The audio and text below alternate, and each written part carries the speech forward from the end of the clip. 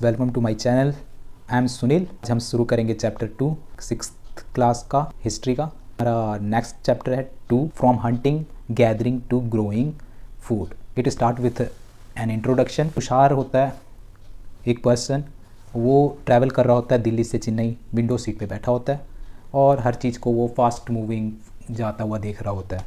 तभी उसके अंकल उसको बोलते हैं कि जब लोग बसेस तो कुछ साल पहले आना शुरू की हैं, इससे पहले 150 साल पहले ट्रेन्स इनिशियली यूज़ होते थे। तब तुषार के माइंड में आता है कि कैसे लोग इससे पुराने टाइम में ट्रैवल करते होंगे जब उन्हें इतने दूर की ट्रैवलिंग करनी होती होगी। How hunter gather also travel on their time when there were no other transportation. Earliest people कैसे मूव करते थे। तो 2 million years ago hunter gatherers जैसा कि सब कॉन्टिनेंट्स में रहा करते थे, वो एनिमल हंटिंग किया करते थे, मछली और बर्ड पकड़ा करते थे और गैदर करते थे फ्रूट्स को, जड़ों को, सीड्स को, बीजों को, नट्स को और स्टॉक्स मीन्स लीव्स, स्टेम और अंडे गैदर किया करते थे। जहाँ पे भी वो रहते थे बहुत टाइम तक वो एनिमल और प्लांट रिसोर्स को कंज्यूम कर चुके होते थे। तो ये रीज़न होता था कि वो फूड के सर्च में वहाँ से नेक्स्ट जगह जाना प्रेफर करते होंगे। Then animal movement. सारे एनिमल होते हैं जैसे कि कार्निवरस और हर्बीवरस। तो कार्निवरस यूजली एनिमल हंटिंग या एनिमल पे डिपेंड करते हैं। हर्बीवरस घास भूस पे डिपेंड करने वाले एनिमल होते हैं। तो कार्निवरस प्रे के सर्च में एक जगह से उनको दूसरी जगह जाना पड़ता था और हर्बीवरस एनिमल को ग्रास और लीव्स के तलाश में उस जगह को छोड़कर जहाँ पे वो घास फूस ख़त्म कर चुके होते थे तो उन्हें उस सर्च में भी दूसरी जगह जाना पड़ता था। थर्ड रीज़न है वो बहुत ऑब्वियस है कि सीजन चेंज होते थे। मीन्स मौसम चेंज होगा तो जो ट्रीज़ और प्लांट्स होंगे उनके फ्रूट्स भी वैसे ही डेवलप करेंगे। ऑब्वियसली समर के फ्रूट्स हम विंटर में नहीं खा सकते और विंटर के फ्रूट्स हम समर में नहीं खा सकते। और उन्हीं फूड की वजह से जो सीज़न टू सीज़न चेंज करती थी लोगों को भी मूवमेंट करनी पड़ती थी। हंटर्स और गैदरर्स के लिए भी वाटर की इंपॉर्टेंस उतनी ही थी जितनी आज के टाइम पे है। तो वो जो वाटर कलेक्ट करते थे लेक, रिवर और स्ट्रीम्स से, तो वाटर की भी 2 सोर्स होते हैं। एक होता है परनिनियल मीन्स जो पूरे साल जहाँ पे वाटर रहता है, बट जहाँ पर वाटर सीजनल होता था मीन्स वाटर सीज़न पे ही मिल पाता था। जैसे कि विंटर में वाटर जम जाता होगा, समर में एवोपरेशन की वजह से वाटर नहीं मिलता होगा। तो क्योंकि उस टाइम हंटर और गैदरर्स बैंक्स और रिवर के पास में रहा करते थे तो उन्हें ये इस रीज़न से लेके भी मूवमेंट करनी पड़ती थी। तो ये हमारा कंप्लीट होता है कि वो मूवमेंट क्यों करते थे। All of the above we discussed is important reasons for the movement of those hunters and gatherers of that time. Now the question arise, how we know about hunter gatherer? हम कैसे जानते हैं कि Hunter और gatherers के बारे में।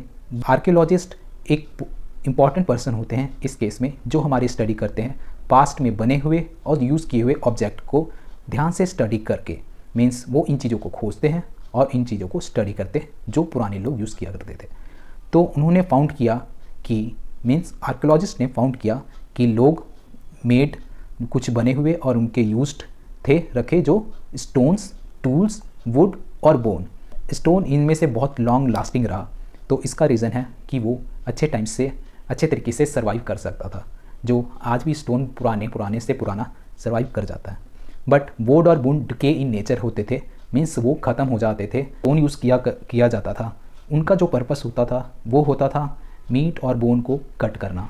Means stone को वो शार्प कर लिया करते होंगे और उनसे मीट और बोन की कटिंग किया करते होंगे।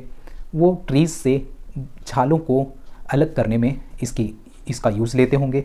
वो एनिमल स्किन को हटाने के लिए भी इन स्टोनों का यूज़ करते होंगे और इन एनिमल स्किन से जो वो निकाला करते होंगे वो उनको अपने बॉडी कवर या हथियार के ग्रिप्स के तौर पे भी यूज़ किया करते होंगे। और जो 4th पॉइंट जो बताया गया चैप्टर में वो बोला है कि वो इनसे फ्रूट्स और रूट्स को चॉप किया करते थे मीन्स कूटा करते थे। स्टोन को अटैचमेंट के तौर पे किसके साथ, वुड के साथ भी यूज़ किया जाता था। ताकि वो उससे स्पेयर्स, भाला और तीर बनाते थे, जिसका यूज़ वो हंटिंग के लिए करते थे।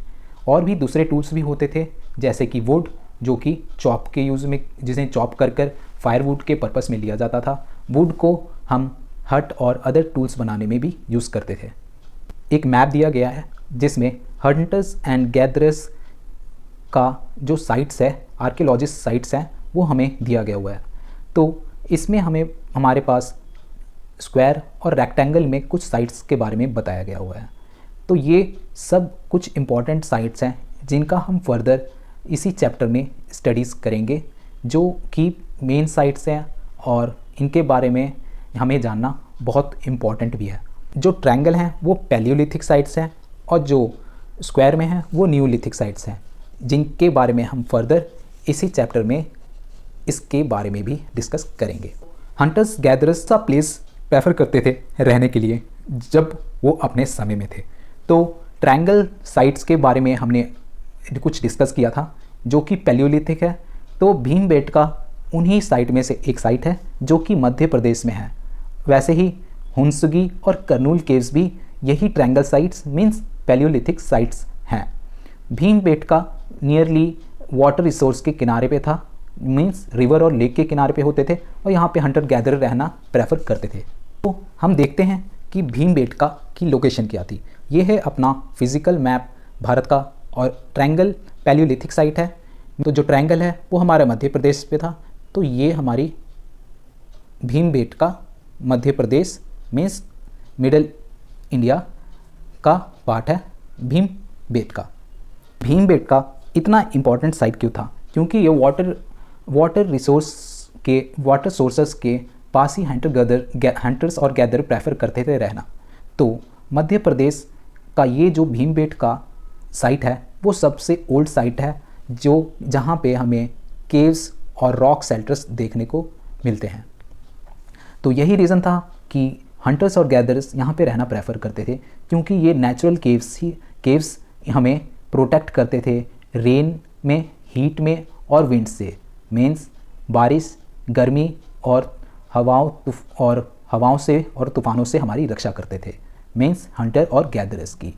ये जो रॉक शेल्टर्स थे वो किसके नियर थे? नर्मदा वैली के पास में, क्योंकि स्टोन्स बहुत इंपॉर्टेंस रखते थे। वो हमें इन साइट्स पे इजीली अवेलेबल हो जाते थे और इनकी यहाँ पे मिलने वाले स्टोन्स की क्वालिटी भी उच्च स्तर मीन्स हाई क्वालिटी स्टोन्स होते थे। तो यहाँ पे आर्कियोलॉजिस्ट ने जो फाइंड किया, उन्होंने यहाँ पे रॉक पे पेंटिंग्स फाइंड की, और ये जो पेंटिंग्स है वो दीवारों पे होती थी उन केव्स में जहाँ पे ये हंटर्स और गैदरर्स रहा करते थे।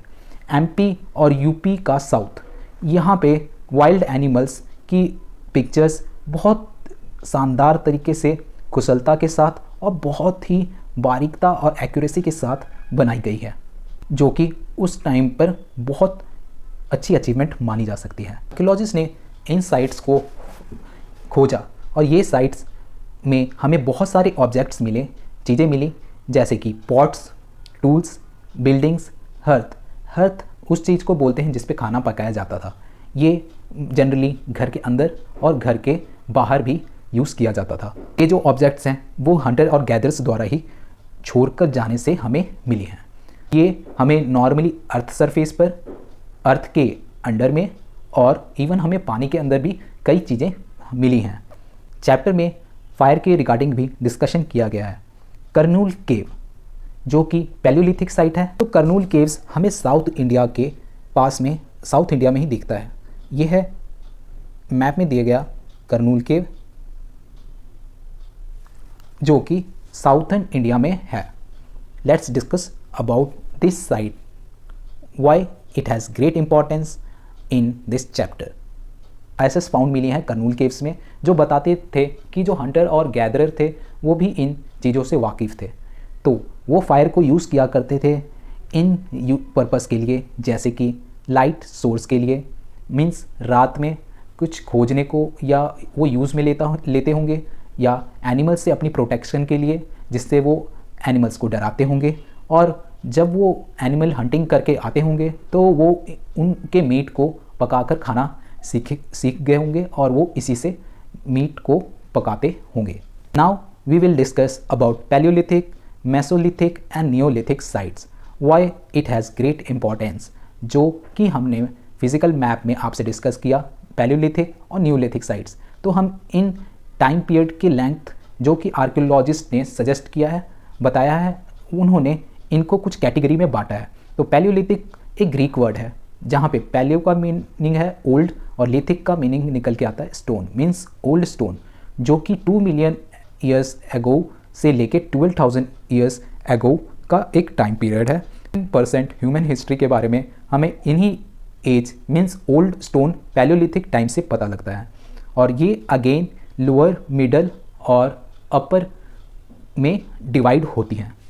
मेसोलिथिक मिडल स्टोन इसका मीनिंग निकल कर आता है और ये 12,000 ईयर्स एगो से 10,000 ईयर एगो के टाइम पीरियड को बताता है। ये इस टाइम पे जो स्टोन्स होते थे वो छोटे होते थे, इसी रीज़न से इस पीरियड को माइक्रोलिथिक एज भी बोला जाता है। और इस टाइम उन्होंने कम कर दिया होगा स्टोन को यूज़ करना, क्योंकि वो इस टाइम पर उन्होंने वुड और बोन को यूज़ में लाने लगे होंगे, मीन्स वो उसको हथियार के रूप में, वेपन के तौर पे उसको शार्प करके यूज़ करते होंगे क्योंकि स्टोन आई थिंक हैवी होता होगा और वुड उसके मुकाबले भी उन स्टोन के हिसाब से हल्का होता होगा। और देन न्यूलिथिक स्टेज के बारे में है जो कि 10,000 ईयर्स एगो टाइम पीरियड को बताते हैं। चेंजिंग इन्वायरमेंट के बारे में हम डिस्कस करेंगे जो कि 12,000 ईयर्स एगो स्टार्ट हुआ। इसने हंटर्स और गैदर्स के लाइफ में एक बहुत बिग चेंज लाया, जैसे कि जब वर्ल्ड क्लाइमेट चेंज होने लगा, क्लाइमेट मीन्स वर्ल्ड का जब क्लाइमेट चेंज होने लगा तो वो रिलेटिवली वार्मर साइड जाने लगा। इससे जो ग्रास लैंड था वो बढ़ने लगा। ग्रास लैंड बढ़ने की वजह से यहाँ पे ग्रास ईटर एनिमल्स भी बढ़ने लगे, जिसमें ज़्यादातर sheep, deer, antelope, cattle etcetera और जो ग्रास ईटिंग एनिमल है वो आते हैं। तो बढ़ते हुए इंक्रीज से जो ग्रास ईटर एनिमल के बढ़ने की वजह से इनके लर्निंग्स में भी कुछ चेंजेस आए। मीन्स इन्होंने हंटर्स और गैदरर्स ने कुछ नई चीज़ें सीखी और ये चीज़ें थी हर्डिंग और रेयरिंग ऑफ एनिमल्स। मीन्स उन्होंने इनको चरवाहा यूज़ में लिया और एनिमल्स को उन्होंने पालना शुरू कर दिया। अब उनको समझ आने लगा, हंटर्स को ये समझ आने लग गया कि वो कैसे एनिमल्स को अपने फूड हैबिट्स में लाना शुरू करे, कैसे वो इन एनिमल्स को आगे बढ़ाना शुरू करे ताकि वो इनको अपने यूज़ में ला सके। और उन्होंने साथ के साथ फिशिंग को भी एक इम्पॉर्टेंट सोर्स बना लिया अपने फूड का भी। Initiation of herding and farming. अब हर्डिंग और फार्मिंग का स्टार्टिंग होने क्यों लगा? बहुत सारे डिफरेंट पार्ट्स ऑफ सब कॉन्टिनेंट्स, वहाँ पर बहुत सारे ग्रेन बेयरिंग ग्रासेस जैसे कि व्हीट और बार्ले का ग्रोथ देखा गया। इससे हर्डर्स और गैदरर उन्होंने शुरू कर दिया इन्हें कलेक्ट करना, इनको बढ़ाना, और उन्होंने लर्न किया कि कैसे ये पकते हैं तो उसे फूड के तौर पे यूज़ कर सकते थे। इन प्लांट्स को ग्रो करना सीख गए तो ऑब्वियस है कि उन्होंने फार्मिंग का स्टार्टिंग उन्होंने सीखा और इसी तरीके से फार्मिंग का इनिशिएशन हंटर्स और गैदरर ने शुरू करा। We will study about initiation of herding. जानवर को पालने लगे। तो जैसा कि हंटर्स और गैदर शेल्टर्स में रहा करते थे, नेचुरल केव्स, रॉक शेल्टर्स भी यूज़ किया करते थे। अब उन्होंने उन जानवरों को अट्रैक्ट किया और उन जानवरों को उन्होंने कईयों को पालतू भी बनाया। कैसे? फूड्स ऑफर कर कर। तो जो फर्स्ट टेम्ड एनिमल था वो वाइल्ड एंसेस्टर ऑफ डॉग था। हंटर्स और गैदरर्स इन एनिमल्स को अट्रैक्ट करने लगे और पालतू बनाने लगे फूड देकर, तो उन्हें ब्रीडिंग के बारे में भी नॉलेज होने लगी थी। तो उन्होंने जो फर्स्ट टेम्ड एनिमल मीन्स पालतू जानवर रखा वो वाइल्ड एंसेस्टर ऑफ डॉग था। और वो साथ के साथ इनकरेज करते थे कई एनिमल को अपने शेल्टर के पास आने को। मीन्स जहाँ वो रहते थे वो उन एनिमल को इनकरेज करते थे कि वो उनके लोकेशन पे आए। गैदर्स के लिए इन ग्रास ईटिंग एनिमल्स को पालना एक नॉर्मल ट्रेंड हो चुका था। इनमें से grass eating animals like ship, got और कैटल, साथ में वो हर्ड एनिमल्स भी रखने लगे थे जैसे कि सुअर मीन्स पिग। तो वो इस तरीके से उन्होंने इन जानवर को भी अपने पास रखना शुरू किया और उन्होंने कई जंगली जानवरों को भी पालतू बनाया जिससे उन्हें कोई खतरा ना हो। जैसे कि उन्होंने वाइल्ड एंसेस्टर ऑफ डॉग को चुना, ना कि किसी शेर को, जिससे उन्हें अपने लाइफ का ही खतरा हो। सो इससे उन्हें यह बेनिफिट हुआ कि उनके जो ये एनिमल्स थे, मीन्स ग्रास ईटिंग एनिमल्स थे, उनको प्रोटेक्शन मिलने लग गया अदर वाइल्ड एनिमल्स से, जैसे कि शेर, भालू और any other wild animals, by taming animal like dog. इसके साथ ही उन्हें हंटिंग में भी हेल्प होने लग गया। जब भी वो हंटिंग के लिए जाते, वो अपने पाले हुए जानवर को अपने साथ लेके जाते, तरीके से वो हर्डर्स बने। Shift in lifestyle of hunter and gatherers, now we will discuss about that. तो बिकॉज वो फार्मिंग के साइट मीन्स हंटर्स और गैदर्स फार्मिंग सीख गए थे, तो seed planted takes a time to grow.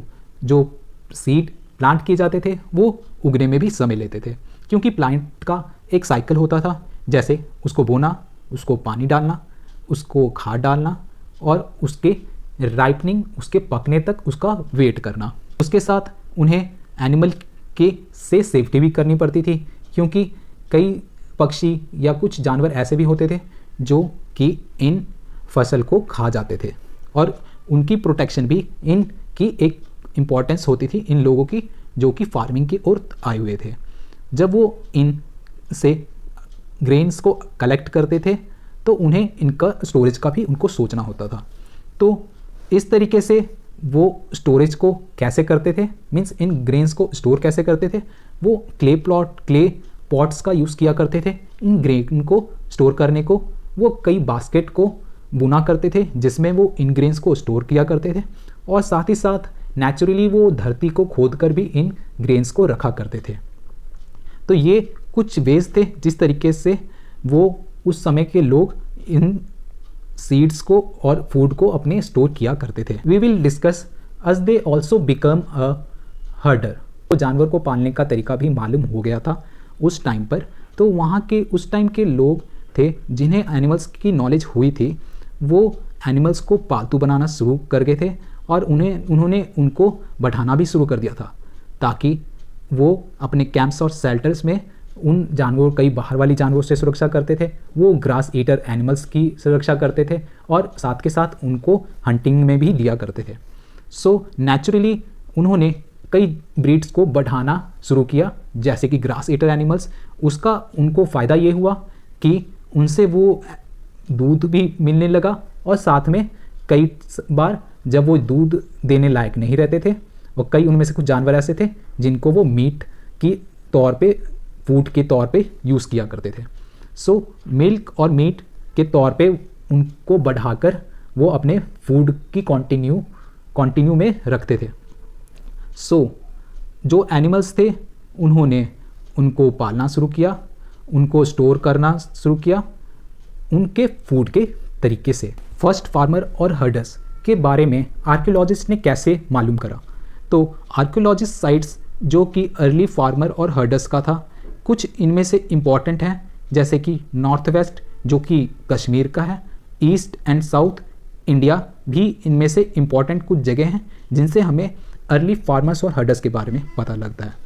अगर हम इनके पुराने स्टडी करें, कई जो एविडेंस जैसे कि प्लांट्स और उनके एनिमल्स बोन्स के बारे में, कि वो क्या खाया करते थे और किन अनाज का यूज़ किया करते थे, वो उन चेयर्ड फॉर्म की वजह से हमें उनके अर्ली फार्मिंग का भी पता लगता है। तो अनाज जल चुके होते थे, उन जले हुए चेयर्ड फॉर्म की वजह से ही हम उस टाइम के ग्रेन्स के बारे में पता लगा पाते हैं। तो जो बर्न ग्रेन थे वो हमें बताते हैं कि किस टाइप के ग्रेन वो यूज़ किया करते थे, कितने टाइप के वो क्रॉप्स यूज़ किया करते थे, जो कि अलग अलग सब कॉन्टिनेंट से मिलता है। एनिमल्स बोन्स जो कि बरियल से मिले हैं, मीन्स जब कोई व्यक्ति मरता था उनके साथ कई जानवरों को भी दफनाया जाता था। तो हमें उन एनिमल्स के बारे में भी पता लगता है जो उस टाइम पे यूज़ में लिए जाते थे अंडर अर्थ इन डिफरेंट सब कॉन्टिनेंट्स, जो कि धरती के अंदर दबाए जाते थे। How herders and farmers started a settled life, वो सेटल लाइफ के तरफ कैसे उन्होंने जाना शुरू किया। आर्कियोलॉजिस्ट साइट्स के बारे में हम डिस्कस करेंगे, जैसे कि बर्जाहोम जो कि कश्मीर में है, और यहाँ से हमें कई हट्स मिले हैं और हाउस के कुछ ट्रेसेस मिले हैं जिससे हमें उस टाइम के रहने वाले लोगों के बारे में पता लगता है। जनरली पिट हाउस यूज़ करते थे जो कि धरती में बनाया जाता था। वो धरती के अंदर सीढ़ियाँ बनाकर रहा करते थे और बाहर और अंदर उनके वो खाना पकाया करते थे डिपेंडिंग अपॉन द वेदर कि बारिश है या धूप है। अगर धूप होता होगा तो बाहर खाना पकाते होंगे, या बारिश होता होगा या बहुत ज़्यादा धूप होता होगा तो वो अंदर खाना पकाते होंगे। तो बुर्जा हमारा कश्मीर में है जहाँ से हमें हट्स और शेल्टर के ट्रेसेस मिलते हैं। आर्कियोलॉजिस्ट ने यहीं पर हट्स और हाउसेस के ट्रेसेस फाउंड किए हैं। तो उन्होंने फाउंड किया कि यहाँ पे लोग पिट हाउस में रहा करते थे। तो एक तरीके से वो पिट हाउस बिल्ड करके रहा करते थे। तो पिट हाउस एक तरीके से ग्राउंड के अंदर खोद कर बनाया जाता था जहाँ पे सीढ़ियाँ बनाई गई थी और उसके अंदर वह रहा करते थे या वो अनाज भी स्टोर करते थे। तो पीपल वहाँ जो उस टाइम के लोग थे वो अंदर ज़मीन के अंदर जहाँ पे वो रहते थे और बाहर भी कुकिंग किया करते थे। सो हमें इस तरीके से उनके पिट हाउस के रिगार्डिंग भी पता लगता है। और कई साइट्स पर हमें स्टोल स्टोन्स भी मिले हैं जो कि डिफरेंट होते थे उस पैलियोलिथिक टाइम से, मीन्स उन ओल्ड स्टोन्स पीरियड के जो कि 2 मिलियन से 20,000 पीरियड के अराउंड में हुआ करते थे। जो स्टोन्स मिले जो कि डिफरेंट थे वो उस टाइम के थे जो कि नियोलिथिक टूल्स थे, मीन्स जो रिसेंटली यूज़ किए गए थे। जैसे कि फाइन कटिंग उसमें एजेस देखे जा सकते हैं जो कि मेसोलिथिक और पैलियोलिथिक टाइम पर नहीं हुआ करते थे। मोटार और पेस्टल्स भी फाइंड किया गया है। इससे वो ग्राइंड करते थे ग्रेन्स और प्लांट्स प्रोड्यूसर्स को कूटने में, मीन्स ग्राइंड करने पे। सम अदर्स टूल्स भी हमें मिलते हैं जो कि बोन से बने होते थे, मीन्स हड्डियों के बने होते थे। एंड पॉट्स भी वहाँ पर मिलते हैं जो कि डेकोरेटेड होते थे और उनको स्टोर करने के पर्पज से यूज़ किया जाता होगा। फॉर कुकिंग ग्रेन, जैसे कि खाना पकाने के लिए उन अनाज को जो कि वीट और राइस बोल सकते हो, और लेंटिल्स मीन्स दालों को कुक करने के लिए जिसे वो डाइट में लिया करते होंगे, वो इन अर्थन पॉट का यूज़ लेते होंगे। साथ में वो वीविंग भी किया करते थे, मीन्स बुनाई का भी काम करते थे। वो अलग अलग टाइप के मटेरियल्स को कपड़े बुनने में यूज़ करते थे जिसमें कि कॉटन होता था जो कि वो उस टाइम पर ग्रो किया करते थे। हालांकि इतनी चेंजेस एकदम सभी लोगों के लिए हमें नहीं मिलता है क्योंकि अलग अलग सब कॉन्टिनेंट से ही हमें इनके बारे में पता लगता है। तो ऑब्वियसली है कि सभी हंटर्स और गैदरर्स उस समय पे इतने जल्दी इन चेंजेस को नहीं एक्सेप्ट करते होंगे। कुछ hunters were still exist in different सब कॉन्टिनेंट जो 1000 ऑफ ईयर्स से बहुत स्लोली उन्होंने चेंजेस लाना शुरू किया। अबाउट लिविंग एंड डाइंग, तो हम अब पता करते हैं कि हंटर्स और गैदर कैसी जिंदगी जीते थे और कैसा उनका मृत्युपरांत मीन्स मरने के टाइम या उनकी बरियल कैसी होती थी। तो मेहरगढ़ एक बहुत इंपॉर्टेंट साइट है जहाँ पे 8000 ईयर्स एगो के सेटलमेंट के बारे में पता लगता है कि कैसे वहाँ लोग रहते थे। मेहरगढ़ बोलान पास के पास है जो कि बलोचिस्तान नाउ पाकिस्तान में आता है। तो मेहरगढ़ इतना इम्पोर्टेंस क्यों रखता है? यहाँ पे हंटर्स और गैदर्स रहते क्यों थे? क्योंकि यहाँ पे फर्टाइल प्लेन्स थे, क्योंकि जो ग्रास ईटिंग एनिमल्स थे वो इस साइड शिफ्ट करने लगे थे, तो वो भी इधर आकर उनके साथ रहते होंगे। One of the most important place भी माना जा सकता है इसे, क्योंकि ये मोस्ट इम्पॉर्टेंट रूट भी है इनटू ईरान का। तो ये कुछ ऐसा प्लेस है जहाँ पे लोगों ने सीखा किस तरीके से वीट और बार्ले को उगाया जाए, कैसे गोट और सिप को पाला जाए ताकि वो अपने इन फूड्स जो अपने फूड है उसका अरेंजमेंट कर पाए। आर्कियोलॉजिस्ट ने यहाँ पे कुछ एनिमल्स के बोन्स भी फाइंड किए हैं, जैसे कि वाइल्ड डियर और पिग। तो हमें इसी बुक में सबसे पहले टाइम के पिग और जब उन्हें पाला गया तब उन्हें उनके पिग के टिथ के साइज भी हमें एक डायग्राम पे दिखाता है। टाइम पे पीपल इन पिग को भी पालने लगे थे, तब उनका जो टिथ था उनका साइज उस टाइम के पिग से डिफरेंट होता है। देन सेप और गॉट के भी हमें बोन्स मिलते हैं। मेहरगढ़ में रहने वाले लोग एक उनके हाउसेस भी 4 कंपार्टमेंट होते थे, मीन्स एक घर में वो 4 कंपार्टमेंट बना के रहते थे जहाँ पे वो अपने खाने को स्टोर किया करते थे, साथ में वो वहाँ पे भी करते थे। सो हम देखते हैं मेहरगढ़ की लोकेशन इंडियन मैप पे। महरगढ़ हमारा न्यूलिथिक साइट है, एज वी डिस्कस अर्लियर। यह है अपना महरगढ़ जो कि बलूचिस्तान पाकिस्तान में अब है। महरगढ़ एक इम्पॉर्टेंट साइट है, आर्कियोलॉजिस्ट ने फाइंड किया है, तो वो अपने लिविंग के हिसाब से महरगढ़ एक इम्पॉर्टेंट साइट है और जो कि हमने अभी डिस्कस करा। हम जानेंगे उन अबाउट डाइंग कि वो जब मर जाते थे, मरने के बारे में हमें कैसे मालूम होता है।